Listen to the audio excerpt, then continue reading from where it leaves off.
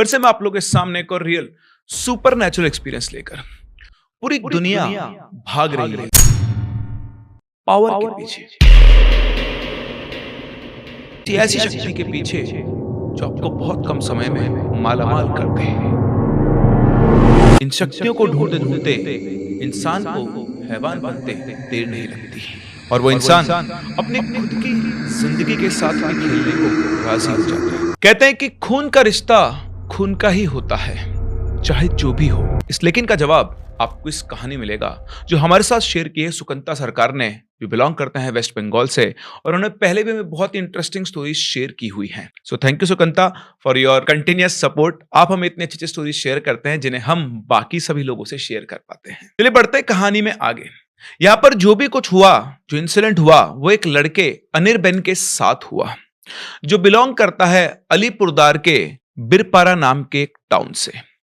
अनिर्बन सुकंता के फ्रेंड का फ्रेंड है और उसके मामा धूपगुड़ी नाम के गांव में रहते थे। वो अक्सर अपने मामा के गांव जाया करता था जब उसकी दादी जिंदा थी। एक्चुअली जब उसकी दादी जिंदा थी तब तक तो अपने दादी के साथ अपने मामा के घर पर ही रहा करता था, लेकिन उनकी दादी के गुजर जाने के बाद वो वापस से अपने मदर फादर के पास आ गया था, लेकिन बीच बीच में वो उस घर में जरूर जाया करता था। तो जब उसने अपने 12th क्लास के बोर्ड दे दिए थे तो बोर्ड खत्म करने के बाद वो अपने मामा के घर आया और तभी उसके साथ ये इंसिडेंट हुआ जिसने उसका और उसकी मदर का रिश्तों पर से विश्वास उठा दिया।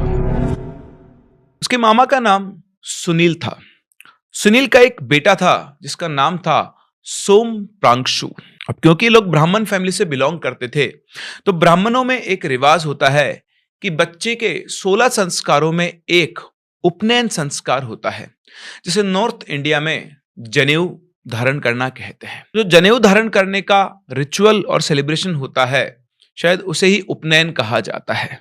तो उस टाइम पर अनिर्बन और उसकी मम्मी दोनों सुनील के घर गए उस रिचुअल को कंप्लीट करने और सेलिब्रेशन का हिस्सा बनने। अब उस सेलिब्रेशन के टाइम, उस रिचुअल के टाइम एक समय ऐसा भी आया जब मां गंगा को भोग चढ़ाया जाता है।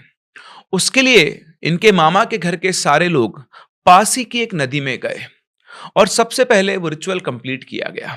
गंगा माता में फ्रूट्स, मिठाइयां, गुड़ ये सब प्रवाहित किया गया और वापस आते टाइम अनिर्बन को नदी के पास में एक बिल्कुल खाली सा मैदान दिखा। ये टाइम सनसेट का था, मैदान की दूसरी तरफ सूरज ढल रहा था और जो व्यू वहां पर क्रिएट हो रहा था वो अनिर्बन को दिखने में बहुत अच्छा लगा और उसने वहां पर कुछ देर सनसेट देखने का डिसाइड किया। वो अपने मामा और अपनी मम्मी की परमिशन लेकर वहां पर घूमने लगा। घूमते घूमते वो उसी मैदान के पास में लगे हुए शमशान की तरफ चला गया। अब ऐसा वो जो शमशान था उसमें कोई दीवार नहीं थी, तो जमीन पूरी कनेक्टेड थी और घूमते घूमते वो शमशान के पास में पहुंच चुका था। वो घूम ही रहा था कि अचानक कोई मटका उसके पैर में लगने की वजह से वो गिर गया और उसने देखा कि वो मटका वहां एक पत्थर से टकराकर टूट चुका था। समझ में नहीं आया कि जब वो चल रहा था रास्ते में कुछ भी नहीं था, ये मटका अचानक कहां से आ गया। खैर उसने इस बात के ऊपर ज्यादा ध्यान नहीं दिया, उसे लगा होगा कोई मटका और वो चुपचाप वहां से चला गया। सभी लोग साथ में चल दिए, ये बात उसने किसी को नहीं बताई। घर पे गया, खाना वाना खाया और रात को सो गया। अगले दिन वो उठा और पता नहीं कब फिर से घूमते घूमते न जाने कैसे वो फिर से उसी शमशान में पहुंच गया और वहां पर जाकर वो एक पेड़ के नीचे बैठ गया। वो जगह उसे बहुत अच्छी लगने लगी।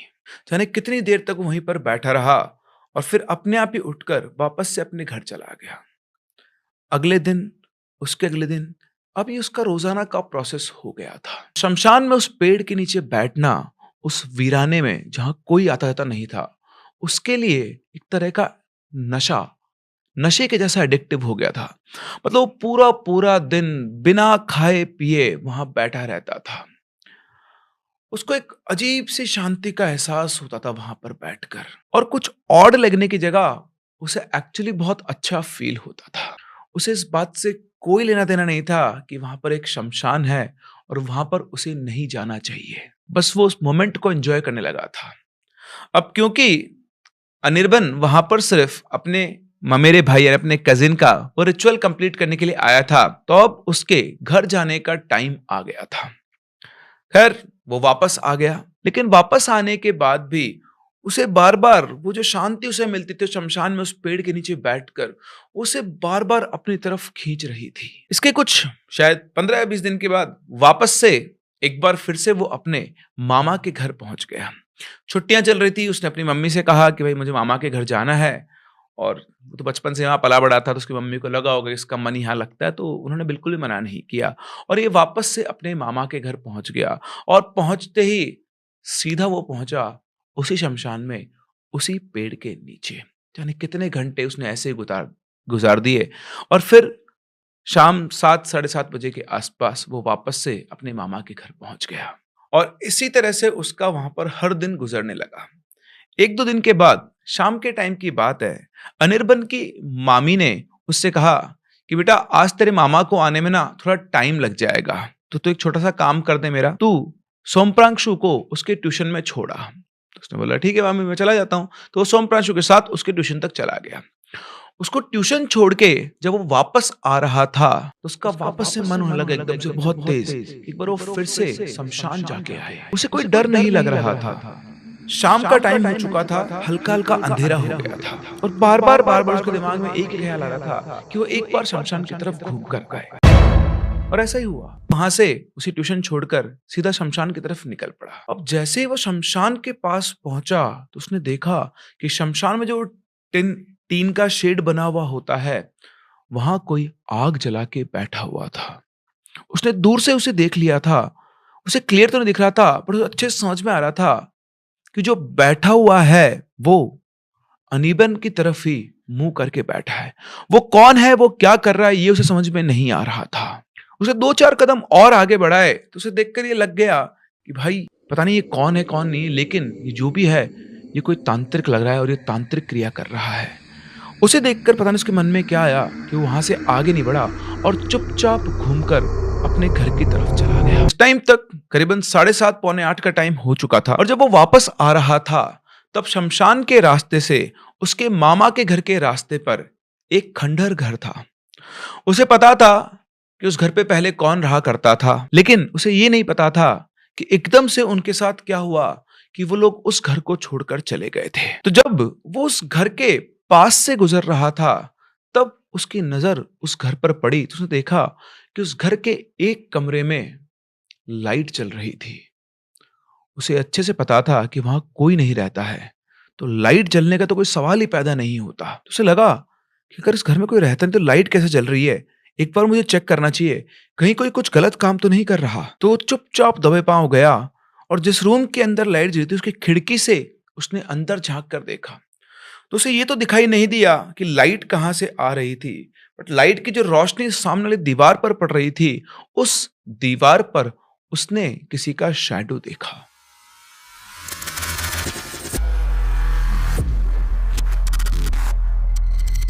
उस शैडो की जो हाइट थी वो बहुत कम थी, अप्रोक्सीमेटली पौने 2 फुट के आसपास की। और वो जो लाइट जो शैडो बन रही थी, साफ साफ दिख रहा था कि कोई छोटा बच्चा किसी लाइट सोर्स के सामने खड़ा है और उसकी वजह से उसकी शैडो थोड़ी सी बड़ी होकर बन रही है। अब ये निर्बन खड़ा होकर उस शैडो को देख ही रहा था। उसमें एक अजीब सी बात थी कि कोई भी शैडो अगर बनती है तो वो हल्का बहुत मूवमेंट करती है, लेकिन ये शैडो बिल्कुल स्टिल थी। उस शैडो को ऑब्जर्व भी करता कि तभी एकदम से शैडो ने अपनी आंखें खोल दी। अचानक से उस शैडो के अंदर से 2 जलती आंखें से दिखाई दी। उसको देखकर मुर्दे से डर गया। पीछे मुड़कर वो सर पर पैर रखकर भागा और भागते भागते उसके दिमाग में चल रहा था कि ये मैंने क्या कर दिया। अब उसे सारे डॉट्स कनेक्ट हो रहे थे और शमशान में जाकर उसका बैठना, बार बार शमशान में जाने की इच्छा होना, अभी रात के टाइम पर फिर से एकदम शमशान की तरफ जाना, उस तांत्रिक का दिखना और अब इस घर के अंदर उस परछाई का दिखना जिसने एकदम से आंखें खोली। वो बुरी तरह से घबरा गया था।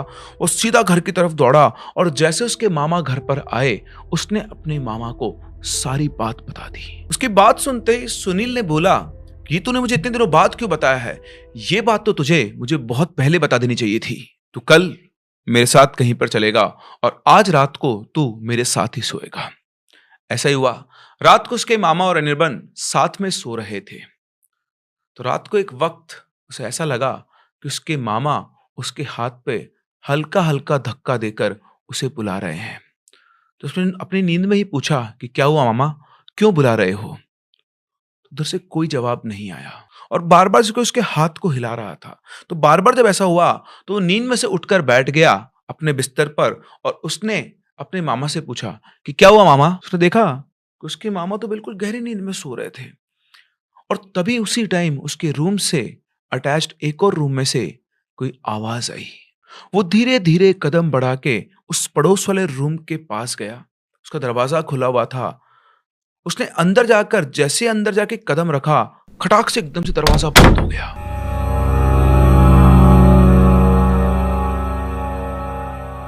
उसे उस रूम में किसी के होने का एहसास हो रहा था। उसे लग रहा था कि कोई और उस रूम में है और तभी एक चुभती हुई लेकिन बच्चे की आवाज में कोई बोला, तूने मुझे लात मार दिया शमशान में और मटकी फोड़ के मुझे आजाद किया। ये सुनकर अनवर बुरी तरह से डर गया और वो कांपते गले से बोला कि मुझे कुछ नहीं पता था कि क्या है, मुझे कुछ मत करना, मुझे कुछ मत करना। अनिर्बन की एक कांपती आवाज सुनकर सामने से फिर से वही आवाज आई, मैं मेरे दोस्त कैलाश के साथ खुश था, तुम सबने मुझे मेरे दोस्त से दूर किया, मेरे दोस्त के परिवार को इस गांव से भगा दिया और फिर मुझे लात मार दिया। तुम सब में से मैं किसी को नहीं छोड़ूंगा। और तभी अनिर्बन की आंखों के सामने फिर से वो बच्चा दिखा, वही शैडो, वही लाल आंखें जो उसने उस घर के अंदर परछाई में देखी थी। उस बच्चे की हाइट 1.5 फुट के आसपास थी। उसे देखकर अनिर्बन बहुत बुरी तरह घबरा जाता है, लेकिन घबराते हुए फिर से बोलता है कि हाँ, मैं भी कैलाश को जानता हूं, लेकिन वो कहां चला गया मुझे भी नहीं पता। अनिर्बन की बात सुनकर वो बच्चा एकदम से जैसे शांत हो गया, जो एनवायरनमेंट था थोड़ा सा हल्का हो गया और फिर उसके बाद वो बच्चा बोला, क्या बोला तुमने? तुम्हें नहीं पता? तो फिर मैं जो बोलता हूं वो करो, वरना जो होने वाला है वो तुम्हारे लिए अच्छा नहीं होगा। उसके बात सुनकर अनिर्बन एक तो घबरा भी गया और दूसरा जो चीज जिंदा ही नहीं उसके बात पर विश्वास कैसे करना। तो उसने डरते हुए उस 1.5 फुटिया से बोला कि प्लीज मुझे कुछ नहीं सुनना, बस मुझे छोड़ दो। और जैसे उसने बोला वो बच्चा एकदम से उस कमरे से गायब हो गया। उसको लगा कि चलो पीछा छूटा। वो फटाफट से घुमा, दरवाजा खोला और वापस से अपने रूम में आ गया जहां पर वो पहले सोया हुआ था। और जैसे ही वो इस कमरे में घुसा उसकी आंखें फटी की फटी रह गई। वो बच्चा उसके मामा को मारने की कोशिश कर रहा था, लेकिन वो उसके मामा को टच भी नहीं कर पा रहा था। ये देखकर अनिर्बन के अंदर अलग सा एक जोश, एक शक्ति आई कि उसके समझ में आ गया कि जो कोई भी है ये इसके मामा को टच नहीं कर सकता, क्योंकि उनका ऑरा बहुत स्ट्रांग है। और फिर अगले ही पल वो 1.5 फुटिया वापस वहां से गायब हो जाता है। अनिर्बन भागता अपने मामा के पास पहुंचता, उनको जगाता है और उनको सारी बात बताता है। ये सुन के सुनील ने बोला, अच्छा हुआ तुझे कोई नुकसान नहीं हुआ। लेकिन जब अनिर्बन ने उसके मामा को पूछा कि आपको वो टच भी नहीं कर पा रहा था, ऐसा क्यों? तब सुनील ने एक राज खोला। उन्होंने अनिर्बन को बताया कि तुझसे पहले भी ये 1.5 फुटिया एक और इंसान से जुड़ गया था, जो था कैलाश। कैलाश के साथ उसकी बॉन्डिंग एक दोस्त की तरह थी। और जब कैलाश और 1.5 फुटिया के बारे में कैलाश की फैमिली और पूरे गांव वालों को पता चला, तब तक बहुत देर हो गई थी। वो 1.5 फुटिया कैलाश को मार चुका था। वो उसका दोस्त बनकर आया, लेकिन उसने उसकी जान ले ली। और तब कुछ तांत्रिकों को बुलाया गया 1.5 फुटिये को बांधने के लिए, और उसे बांध भी लिया था और उसे बांधकर मटके के अंदर बंद करके मटके को शमशान में दबा दिया था। और तब से वो जो घर था कैलाश का, वो उस 1.5 फुटिये से फ्री हो गया था। लेकिन उसके घर वाले उसके बाद उस घर को छोड़कर चले गए। लेकिन उस दिन शमशान में घूमते घूमते जब तुमसे वो मटका टूट गया, तो वो 1.5 फुटिया तुमसे जुड़ गया। अब जाके अनिर्बन को ये बात समझ में आ गई थी कि उस टाइम पर वो 1.5 फुटिया कैलाश के बारे में क्यों बोल रहा था। पर उसे अभी भी ये समझ नहीं आया था कि मटका तो जमीन के अंदर गड़ा हुआ था, तो उसे बाहर किसने निकाला, जिससे कि उसका पैर टकरा गया। और उसके मामा ने भी कोई क्लियर प्रिसाइज जवाब नहीं दिया कि उस 1.5 फुटिये ने उन्हें कुछ क्यों नहीं किया। बस उन्होंने इन बातों को घुमा दिया। खैर, फिर उसके बाद वो वापस से सो गया। सुबह उठा। अच्छा, इसी गांव में एक और आदमी था जो कि था तो तांत्रिक ही, लेकिन उसे देख के कोई बता नहीं पाएगा कि वो एक तांत्रिक था। वो बिल्कुल नॉर्मल कपड़े पहनता था और आम इंसान की तरह ही रहता था। इस आदमी का नाम था मंगल। और पिछली बार इस 1.5 फुटिये को बांधने के लिए जितने भी तांत्रिक आए थे, वो सब मंगल के दोस्त थे। मैं मंगल को इसलिए इंट्रोड्यूस कर रहा हूं कि कहानी में आगे मंगल के साथ बहुत बड़ा इंसिडेंट जुड़ा हुआ है, जिसका खुलासा कुछ देर में आगे होगा। तो अगले दिन उठने के बाद अनिर्बन के जो मामा थे सुनील, वो उसे एक तांत्रिक के पास ले गए, लेकिन वो तांत्रिक मंगल नहीं था। उन्होंने जाकर उस तांत्रिक को सारी बातें बताई और सब सुनते ही तांत्रिक ने बोला कि हमें जल्दी से जल्दी इस 1.5 फुटिये को फिर से बांधने की जरूरत है, वरना इस लड़के को बचाना नामुमकिन हो जाएगा और हमें आज से ही पूजा शुरू करनी होगी। और उस तांत्रिक ने उसी दिन से पूजा शुरू कर दी। अनिर्बन ने उसकी मम्मी को यानी अपनी सिस्टर को कॉल करके सब कुछ बता दिया और कहा कि दीदी तू बिल्कुल भी टेंशन मत ले, मेरा भांजा है, मेरा बेटा है, मैं इसको ठीक करूंगा, उसको ठीक करके ही मैं तेरे पास भेजूंगा, तुझे बिल्कुल भी परेशान होने की जरूरत नहीं है। उसकी मम्मी को अपने भाई के ऊपर भरोसा था, उनको पता था कि ठीक है, बचपन से वो वहां रहा है, ये सब कर लेगा और ये मतलब ठीक है, गांव के अंदर हो जाता है। आजकल कोई सुनेगा तो बहुत ज्यादा परेशान होगा, जाएगा, लेकिन उनके पास अपनी भी जिम्मेदारियां थी, दूसरा उनके काम वाम थे और तीसरा उन्होंने इतना लाइट लिया चीजों को, शायद लेना नहीं चाहिए था, बट ठीक है, जो उन्होंने लिया वो लिया, अब अपन भी क्या कर सकते हैं उसके अंदर। तो इस तरह से दोनों बहनों में बातचीत हो गई कि तू चिंता मत कर, इस प्रोसेस में हो सकता है 2 से 3 महीने लग जाएं, लेकिन मैं इसको भेजूंगा बिल्कुल ठीक करके। अब ऐसे ही 1 महीने तक हर 2 दिन के डिफरेंस में अनिर्बन और सुनील उस तांत्रिक के पास जाते थे। तांत्रिक पूजा करता था, किसी दिन उसे पानी के पास ले जाकर पूजा करवाता, कभी उसके पूरे बदन के ऊपर फूल की पंखुड़ियां फैलाकर पूजा करता। और ये सब देखकर अनिर्बन को भी ऐसा ही लग रहा था कि हाँ, ऐसी तो होती है भूतों की पूजा, जब किसी के शरीर से भूत हटाया जाता है तो कुछ इसी तरीके से पूजा करते हैं। ये प्रोसेस चलता रहा और करीबन 1 सवा महीने के बाद जो लास्ट दिन था पूजा का, पता नहीं कैसे बिना बोले अनिर्बन की मम्मी सुनील के घर पहुंच गई। उसे देखते ही सुनील चौंक गया और बोला, अरे दीदी, तुझे अपने भाई पे भरोसा नहीं है? मैंने तुझसे कहा था ना, मैं तेरे बेटे को बिल्कुल ठीक करवा के भेजूंगा, फिर तू क्यों आई? तो अनिर्बन की मम्मी ने बोला, अरे विश्वास की कोई बात है ही नहीं, मुझे तुझ पर पूरा विश्वास है, कैसी बात कर रहा है, मैं तुझ पर यकीन नहीं करूंगी। मैं तो बस यहाँ इसलिए आई थी कि तेरे गांव की पूजा में भाग ले सकूं और उसी के साथ साथ मां काली के मंदिर पर जाकर मन्नत मांगूंगी कि अगर मेरा बेटा सही हो गया तो वहां मैं पूजा करवा के सारे गांव वालों को खिचड़ी खिलाऊंगी। तो उसकी बात सुनकर सुनील बोलता है, अच्छा ठीक है, चले जाना भाई, तो अपना काम कर लेना। तो एक काम करना, कल प्रमिला जो कि सुनील की वाइफ थी, इसको अपने साथ ले जाना काली मंदिर पे और वहां जाकर माता के प्रसाद बोल देना। लेकिन मैं और भांजा तेरे साथ नहीं चल पाएंगे क्योंकि हमें कल उसी तांत्रिक के पास जाना है और वैसे भी कल आखिरी दिन है, उसके बाद अनिर्बन बिल्कुल ठीक हो जाएगा। तो अनिर्बन की मदर ने बोला, ठीक है भाई, तू उसको ले जाना, मैं अपना माता के यहाँ चली जाऊंगी, कोई दिक्कत वाली बात नहीं है। इस तरह से बातचीत करके उस रात सब सो गए। अगले दिन शाम के टाइम जब अनिर्बन और सुनील तांत्रिक के पास निकल गए तो अनिर्बन की मम्मी और उसकी मामी पूजा के लिए काली मंदिर की तरफ चले गए। अब इन सब के बीच जब ये सब शुरू हुआ था, जब अनिर्बन के ऊपर ये भूत लगा था, उस टाइम पर सुनील ने अनिर्बन की जन्म कुंडली मंगल को दिखाई थी और मंगल को दिखाकर उसने ये पता करवाया था कि अनिर्बन का जन्म कौन से नक्षत्र में हुआ है और वो कौन से देवता से एसोसिएटेड है, उसका अधिपति कौन है। तो तब उसे पता चला था कि अनिर्बन जो है वो उत्तर फाल्गुनी नक्षत्र का जातक है और उसके अधिपति हैं शनि महाराज। अब ये बात मैं आपको क्यों बता रहा हूं, वो आपको थोड़ी देर में समझ में आ जाएगी। तांत्रिक के पास पहुंचने के बाद तांत्रिक ने पूजा चालू कर दी थी और आज वाली पूजा बाकी वाली पूजा थोड़ी डिफरेंट थी। उस पूजा के साथ साथ उसे एक मिठाई खिलाई गई और उस मिठाई खाने के थोड़ी देर के बाद अनिर्बन धीरे धीरे बेहोश होने लगा। वो पूरी तरह से बेहोश नहीं हुआ था, वो भी अपनी सेंसेस में था और जब वो आखिरी बार अपनी सेंसेस में था तो उसने आंखें खोली तो उसे अपने सामने उसके मामा खड़े हुए दिखाई दिए, जिन्होंने एक हाथ में एक तलवार पकड़ी हुई थी। वो बहुत तेज तेज हंस रहे थे और ये कोई हेलुसिनेशन नहीं था। अपनी बंद होती आंखों से अनिर्बन ने ये खुद देखा था और उसके मामा के पीछे खड़ा था वो 1.5 फुटिया। और फिर अनिर्बन की आंखें बंद हो गई। इधर वो तांत्रिक अनिर्बन के साथ पूजा कर रहा था और उधर अनिर्बन की मम्मी और प्रमीला चलते चलते मंदिर की तरफ जा रहे थे।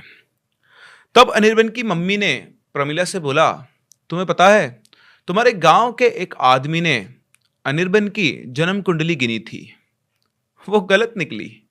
तो प्रमिला बोलते गलत निकली मतलब? तो अनिर्बन की मम्मी ने बताया कि तुमने जिस आदमी से अनिर्बन का नक्षत्र विचार करवाया था, उसने बोला था कि अनिर्बन उत्तर फाल्गुनी नक्षत्र का जातक है।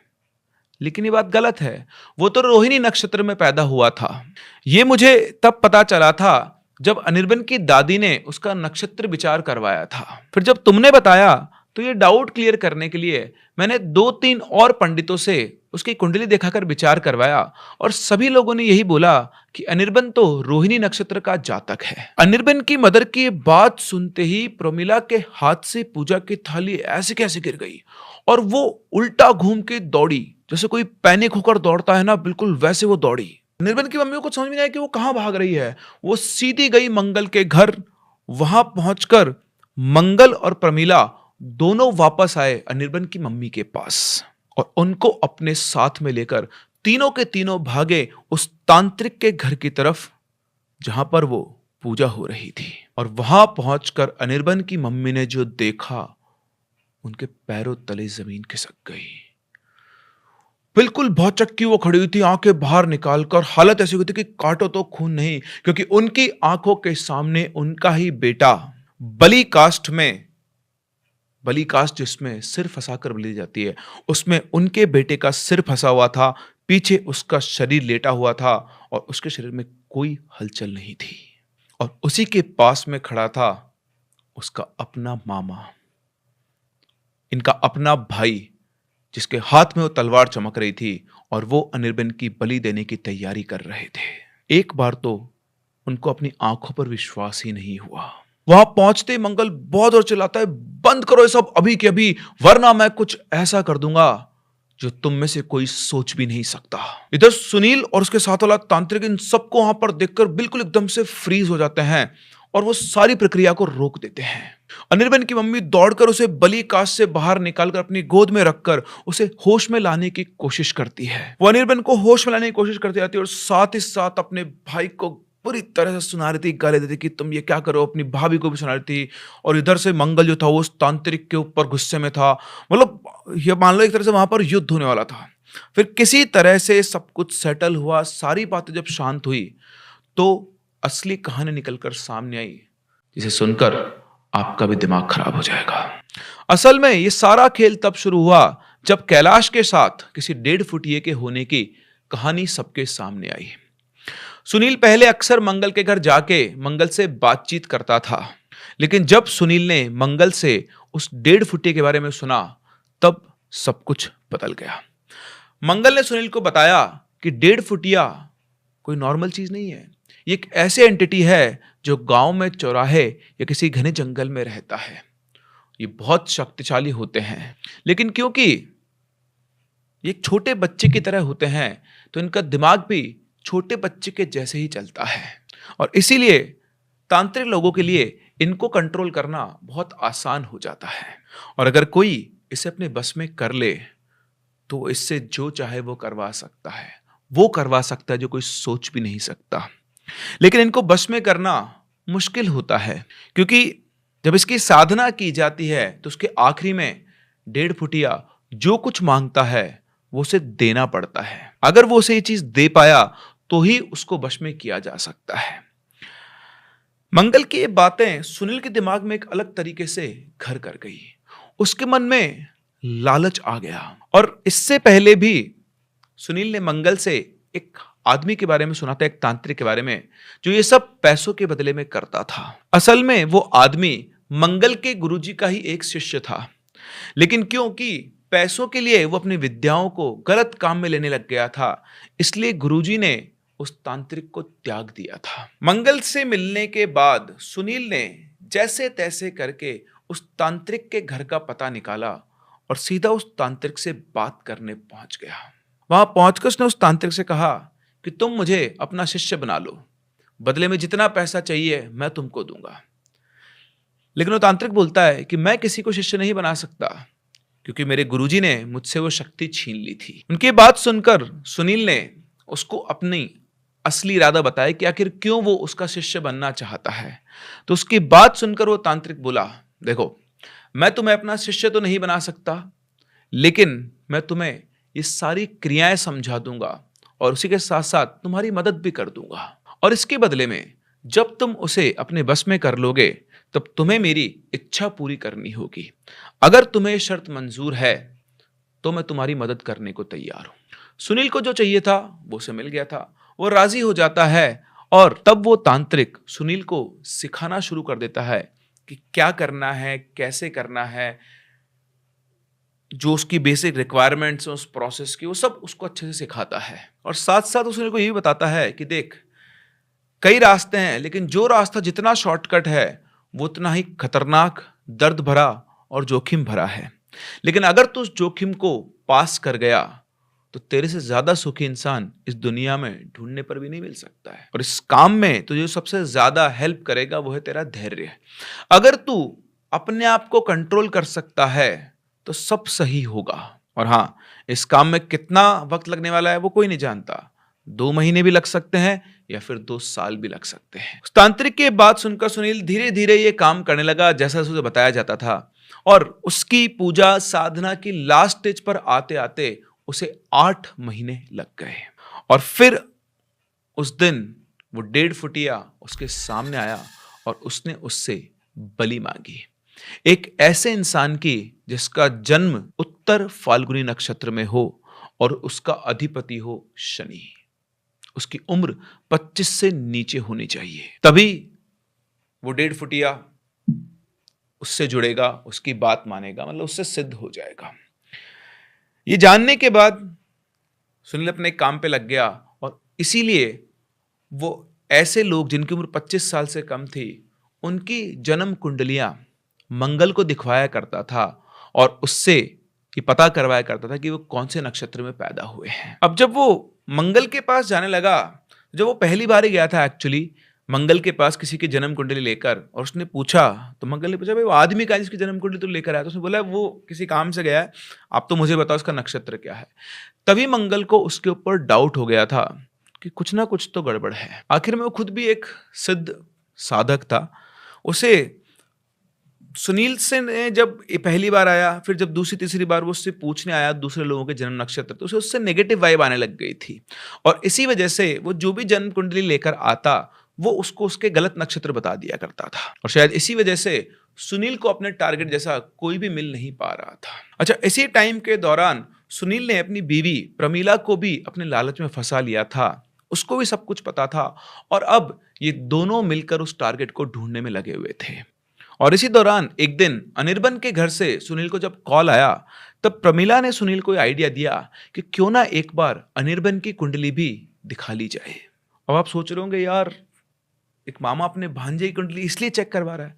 आप भांजे को छोड़ो, वो इससे पहले अपने खुद के बेटे की कुंडली को भी चेक करवा चुके थे। तो अनिर्बन तो उनका भांजा था।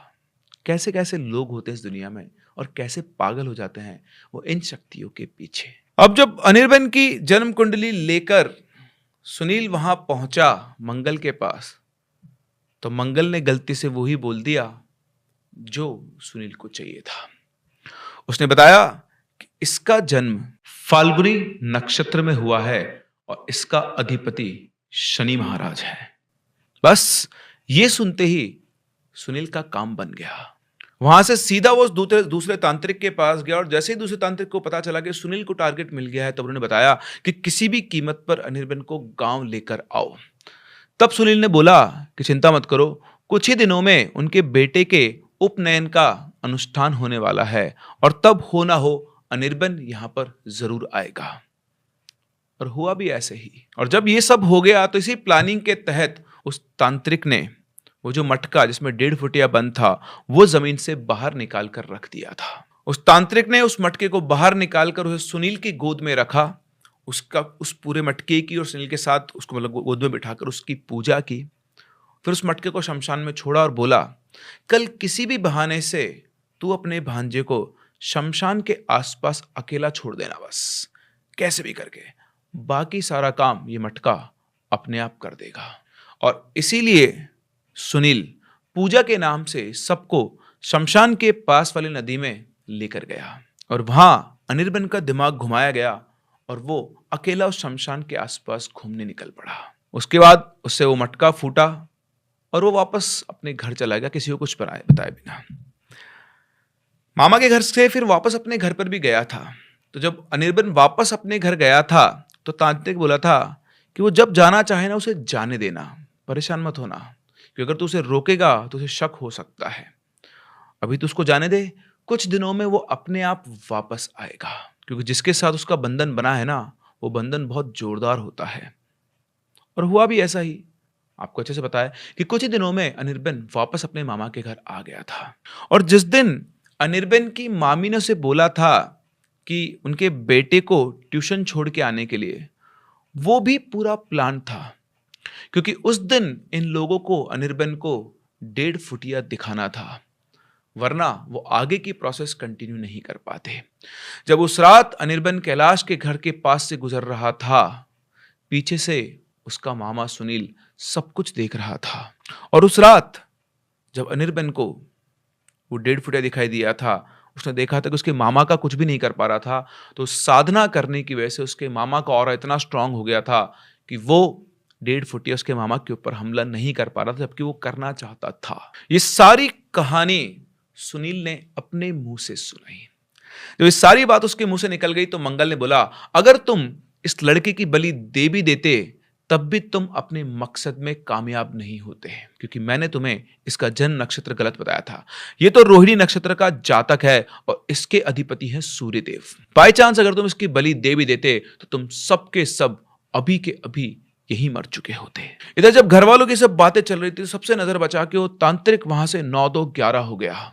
और जैसे वो वहां से भाग के थोड़ा दूर पहुंचा, उस तांत्रिक की बहुत तेज चिल्लाने की आवाज आई। उस आवाज को सुनकर जब उधर बढ़ने की किसी ने कोशिश की तो मंगल ने जोर से चिल्लाकर बोला कि कोई भी इस जगह से बाहर एक कदम भी मत रखना, इस जगह के बाहर मौत घूम रही है। फिर वो गुस्से से सुनील की तरफ देखता और बोलता है, तू अपने भांजे के साथ ऐसा कैसे कर सकता है? तुझे तो मैं इसी घर के अंदर छोड़कर बांध कर जाने वाला हूं।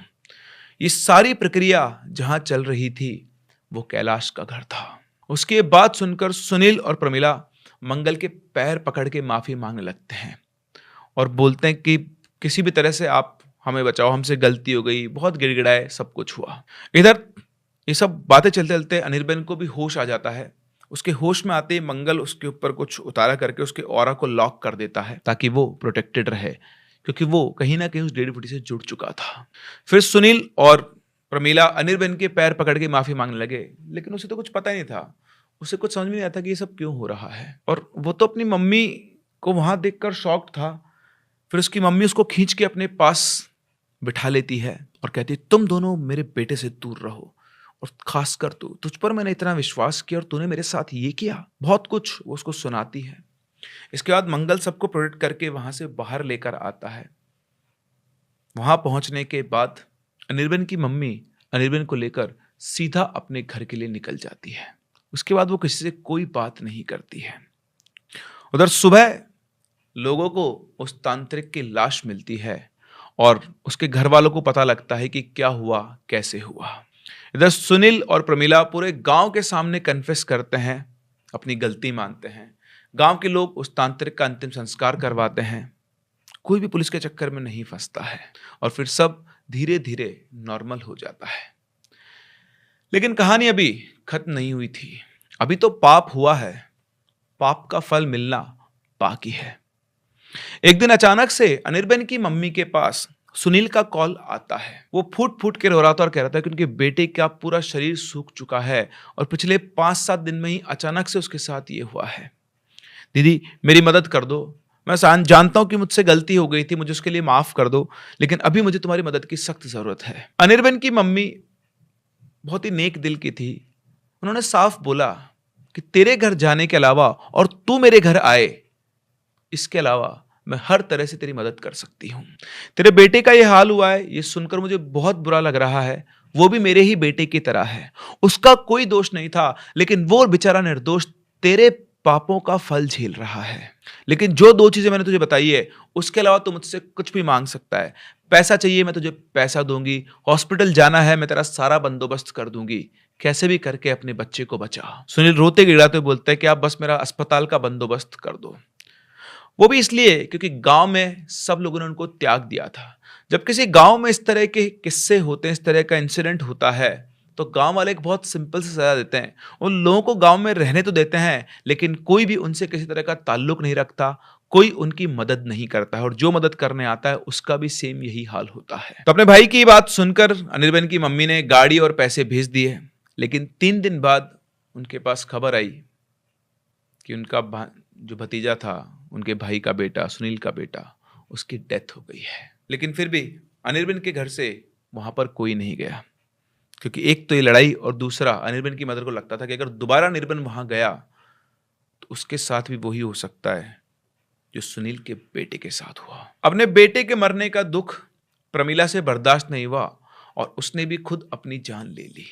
ये सब हो जाने के बाद सुनील ने अपने आप को अपने ही घर में बंद कर लिया और बाहर निकलना बिल्कुल बंद कर दिया। 1-2 दिनों तक जब कोई आसपास होता, उन्हें सुनील की आवाज आती, कभी हंसने की, कभी रोने की, शायद वो पागल हो चुका था। लेकिन कुछ दिनों के बाद वो आवाज आना भी बंद हो गई और उसके बाद पूरा एरिया एक बदबू से भर गया, किसी लाश के सड़ने की बदबू से। गांव वालों को पता चल गया कि किसी के पापों का भुगतान पूरा हो गया है। गांव वालों ने किसी को बाहर से बुलाया, पैसे देकर उसके घर से उसकी लाश बाहर निकलवाई और उसकी पूजा वूजा करवा के उसका अंतिम संस्कार करवा दिया गया। सुनील का इस दुनिया में कोई और नहीं, बस उसकी एक बहन ही थी, और वो भी उसके अंतिम संस्कार पर नहीं आई। और इस तरह से इस कहानी का अंत हुआ। अनिर्बन बिल्कुल सही है, सुनील का वो घर आज भी वहां पर ऐसे के ऐसे ही खड़ा है। उस 1.5 फुटी का क्या हुआ ये किसी को नहीं पता, लेकिन पावर के लालच में आकर सुनील जो कदम उठाया, उसने उसके ही पूरे परिवार को खत्म कर दिया और लास्ट टाइम पर वो अकेला रह गया। वो कहते हैं ना, आपके कर्म आपके परिवार पर भी आते हैं। सुनील ने गलत काम किया, उसका दोष उसके बेटे पर सबसे पहले गया और पूरे परिवार को झेलना पड़ा। अनिर्बन की मदर ने हमेशा अच्छे काम किए थे, इसलिए उसके बेटे के ऊपर मुसीबत आने के बाद भी शायद वो उसके अच्छे कर्मों से ही बच गया। और इसीलिए कहा जाता है कि अगर आप कर्म अच्छे करेंगे तो आज नहीं तो कल, और कल नहीं तो परसों अच्छा ही फल आपको मिलेगा। लेकिन लालच में आकर, जल्दबाजी करने के चक्कर में अगर आप गलत काम करेंगे तो उनका फल भी ना सिर्फ आपको, आपके परिवार को भी भुगतना पड़ सकता है। ये थी कहानी अनिर्बन की। हम लोग मिलते हैं अपनी अगली कहानी के साथ। तब तक के लिए keep loving and keep listening.